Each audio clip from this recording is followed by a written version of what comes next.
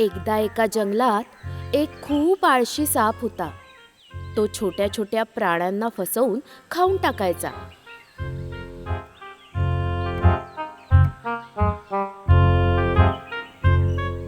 आह, बेडूक खाऊन किती दिवस झाले.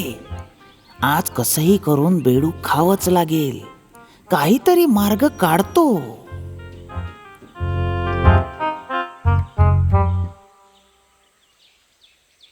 जवळच्या एका तळ्यात खूप सारे बेडूक राहत होते.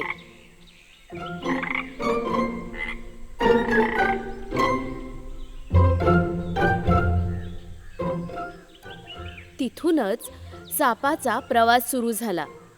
काहीच वेळाने तो बेडकाच्या जवळ पोहोचला. बापरे, साप!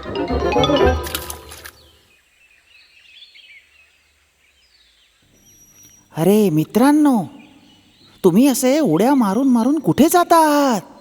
घाबरायची काही गरज नाहीये.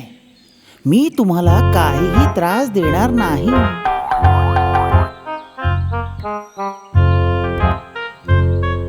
अरे अरे आजकाल मी नॉनव्हेज नाही खात. मी आता पूर्णपणे सात्विक आणि शाकाहारी झालोय. हा, आम्हाला मूर्ख बनवायचा प्रयत्न करू नकोस. ही तुझी चाल तर नाहीये ना? नाही, मी तुमची मदत करायला आलोय. खरं बोलतोय मी.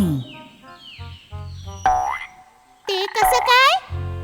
मी जेव्हा इथे येत होतो तेव्हा मला बेडूक पकडणारा भेटला. म्हणाला की मी तलावातून बेडूक पकडायला जातोय.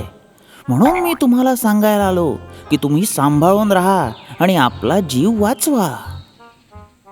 सापाने जेव्हा बेडकांना हे सांगितलं तेव्हा त्यांना भीती वाटायला लागली आणि ते विचार करू लागले. या सापानी जे सांगितलं ते खरं असेल तर काय होईल? साप आम्हाला पकडायला येईल त्याआधी आम्हाला कुठेतरी जावं लागेल. पण आपण कुठे जायचं? जर तुम्ही माझ्यावर विश्वास ठेवाल तर मी तुम्हाला एका सुरक्षित जागी पोहोचवेल. सापाचं बोलणं ऐकून बेडूक त्याच्यासोबत जायला निघाले.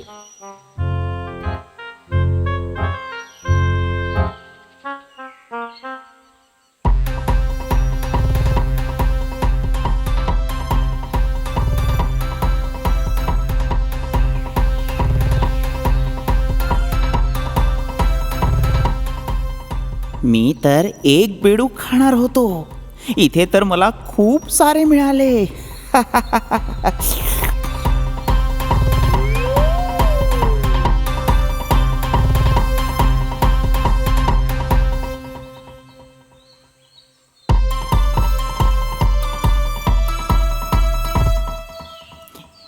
यांना मी सुरक्षित जागी पोहोचवतो म्हणून घेऊन आलो.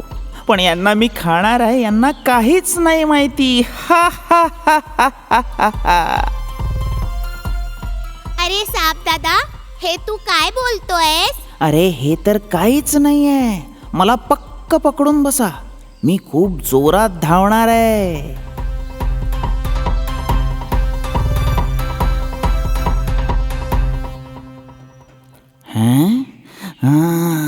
यांना घेऊन गुफेच्या आत जातो. रस्त्यात एक गुफा बघून साप त्यात जाऊ लागला. मित्रा, तू या गुफेत का जातो आहेस? आपण इतक्या दुरून आलो आहोत, थोडा आराम करून जाऊ. अरे दादा, तिथे जाणं खतरनाक राहू शकतं. तुम्ही आता शांत राहा. आज जाऊन आराम करू आणि माझं पोटही भरून जाईल.